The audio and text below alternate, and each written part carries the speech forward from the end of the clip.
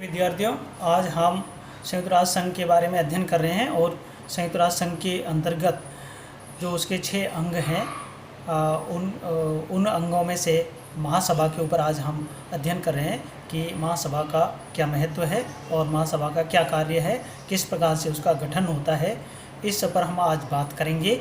संयुक्त राष्ट्र संघ के 6 अंग हैं, जैसा कि हम जानते हैं।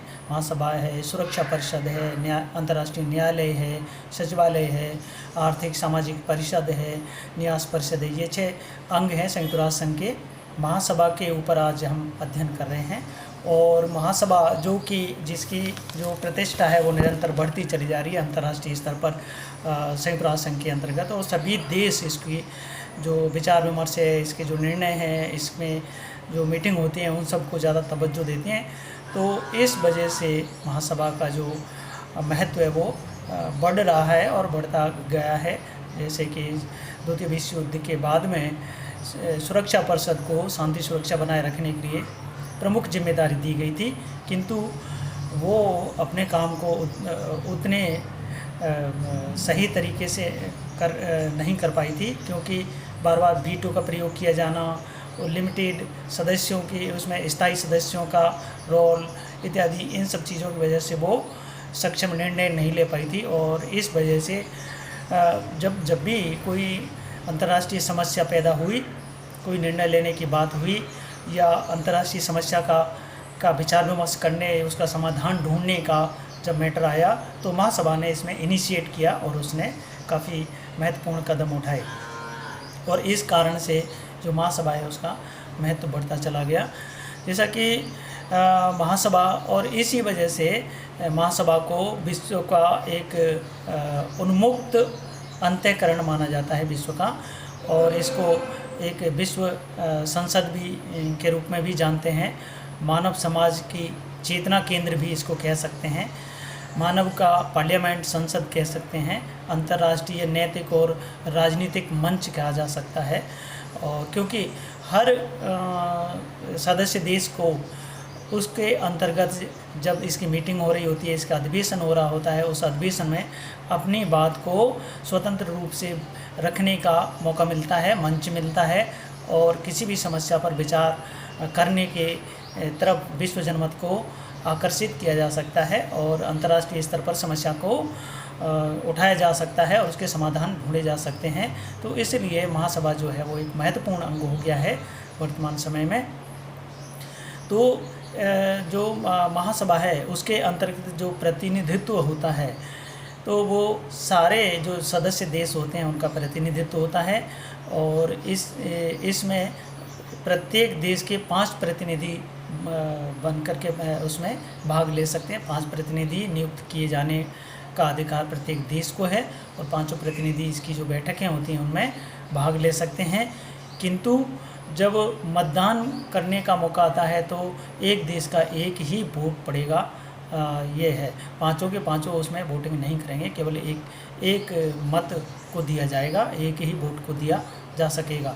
तो प्रत्येक देश वोट, इसके अंतर्गत प्रत्येक देश को वोट डालने का अधिकार है। इसमें सबको समान रूप से अधिकार है, चाहे वो छोटा राष्ट्र हो, बड़ा राष्ट्र हो, शक्तिशाली हो, कमज़ोर हो, पिछड़ा हो, अगड़ा हो, कैसा भी हो, तो प्रत्येक के लिए समान वोट देने का अधिकार इसके अंतर्गत दिया गया है। और इस वजह से जो समानता का सिद्धांत है वो संयुक्त राष्ट्र संघ के अंतर्गत महासभा के माध्यम से अपनाया गया है।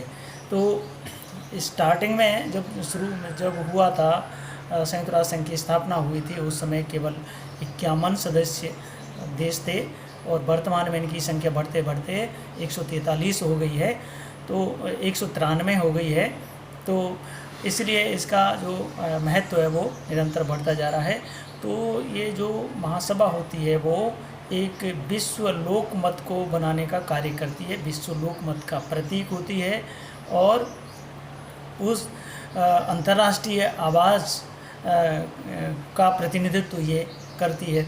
हर तरीके की बातों को इसके ऊपर, इसके अंतर्गत जो मीटिंग है, इसका अधिवेशन है, उसमें उठाया जा सकता है। तो मतदान प्रक्रिया के अंतर्गत यही है कि इसमें एक देश को एक वोट डालने का अधिकार होता है। तो इस प्रकार से, लेकिन इसका जो मतदान प्रक्रिया है उसमें निर्णय लेने की जो प्रक्रिया है वो 2 प्रकार की है। तो एक तो है जो महत्वपूर्ण जहाँ मामले होते हैं उनके अंतर्गत 2/3 बहुमत से निर्णय लिए जाते हैं, और जो साधारण जो मामले होते हैं उनमें साधारण बहुमत से निर्णय लिया जाता है। और जो महत्वपूर्ण मामले होते हैं उनमें 2/3 बहुमत से निर्णय लिया जाता है, और वो मामले इस प्रकार से हो सकते हैं जैसे कि अंतर्राष्ट्रीय शांति सुरक्षा का मामला हो, सुरक्षा परिषद के सदस्यों का अस्थायी सदस्यों का निर्वाचन किया जाना हो, आर्थिक सामाजिक परिषद के जो सदस्य हैं उनका निर्वाचन किया जाना हो, नवीन सदस्यों का प्रवेश किया जाना हो, या उनका निलंबन किया जाना हो, या उनका निष्कासन किया जाना हो, बजट का को पास कराना हो, न्यास परिषद के सदस्यों का निर्धारण करना हो, सामाजिक आर्थिक परिषद के जो सदस्य होते हैं उनका निर्वाचन किया जाना हो इत्यादि। ये जो मामले हैं तो विश्व शांति से संबंधित और चुनावों से संबंधित ये जो मामले हैं और बजट से संबंधित ये जो मामले हैं, इनमें 2/3 बहुमत से इस महासभा के अंतर्गत निर्णय लिए जाते हैं। और जो साधारण मामले होते हैं उनमें केवल सामान्य बहुमत से निर्णय लिए जा सकते हैं, चर्चा की जा सकती है। जैसे कि कोई सामान्य बहुमत से निर्णय लिए जाना हो, या जैसे कोई अधिवेशन विशेष अधिवेशन बुलाना हो, तो इसमें साधारण बहुमत से इसका अधिवेशन बुलाया जा सकता है। और कई मामले ऐसे होते हैं जिसमें जो कोई सामान्य मामला है जिसमें विचार विमर्श किया जाना है, तो सामान्य निर्णय लेकर के उन पर विचार विमर्श के लिए इसको कॉल किया जा सकता है। तो इस प्रकार से 2 प्रकार से निर्णय इसमें लिए जाते हैं, 2/3 बहुमत और साधारण बहुमत के आधार पर। फिर बात आती है कि इसका जो अधिवेशन होता है महासभा का, वो अधिवेशन हर प्रति वर्ष होता है, और उस प्रति वर्ष के अंतर्गत सितंबर का 2 मंगलवार या 3 मंगलवार से स्टार्टिंग होता है, और क्रिसमस डे जो दिसंबर तक चलता दिसंबर में होता है, तो दिसंबर तक ये अधिवेशन चलता रहता है। सितंबर से लेकर के दिसंबर तक के बीच में महासभा का निरंतर अधिवेशन चलता रहता है, और इसमें सदस्य देशों के सभी प्रतिनिधि भाग लेते हैं और विचार विमर्श करते हैं, महत्वपूर्ण मुद्दों को उठाते हैं और निर्णय करते हैं। बजट को भी पास किया जाता है इसके अंतर्गत। इसके अलावा प्रति वर्ष इस अधिवेशन का संचालन करने के लिए एक व्यक्ति को अध्यक्ष बनाया जाता है, चुना जाता है महासभा के सदस्यों द्वारा।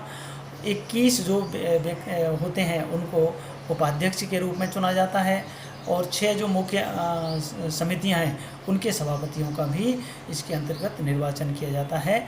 और फिर इसका संचालन निरंतर ये सितंबर से लेकर के और दिसंबर के बीच में चलता रहता है, और विभिन्न मुद्दों पर विभिन्न समस्याओं पर इसके अंतर्गत विचार विमर्श किया जाता है, बजट को पास किया जाता है, योजनाएं लागू करने का कार्य किया जाता है। बहुत सारे विचार विमर्श इसके अंतर्गत होते हैं। अध्यक्ष जो बनाया जाता है उसमें एक प्रक्रिया होती है कि प्रत्येक वर्ष हर साल एक ही जगह से इसका निर्वाचन नहीं किया जाता है। इसके लिए नियुक्त कर दिया स्पष्ट कर दिया गया है चार्टर के अंतर्गत कि एशिया, अफ्रीका, लातिनी अमेरिका है, पूर्वी यूरोप है, पश्चिमी यूरोप है तथा अन्य देश हैं। इनमें से क्रमशः प्रति वर्ष अलग अलग व्यक्ति को निर्वाचित किया जाएगा। कंटिन्यूअस रिपीटेशन नहीं होगा, बल्कि अलग अलग महाद्वीपों से अलग अलग तरीके से इनको क्रमशः लिया जाता रहेगा। अधिवेशन के लिए अध्यक्ष जो चुना जाता है उसके अंतर्गत विशेष अधिवेशन जो होता है वो सुरक्षा परिषद की मांग पर या महासभा के जो साधारण जो बहुमत है उसके आधार पर इसका कॉल किया जा सकता है 24 घंटे के अंतर्गत। और निर्वाचित जो सभापति होता है महासभा का वो इसका नियमित रूप से संचालन करता है, इसकी बैठकों का, और इसका जो अधिवेशन होता है उसका संचालन करता है, और विभिन्न मुद्दों पर विचार विमर्श इस अंतर्गत किया जाता है। तो महासभा के मुख्यतः जो कार्य होते हैं उन पर एक थोड़ी सी नज़र डालते हैं।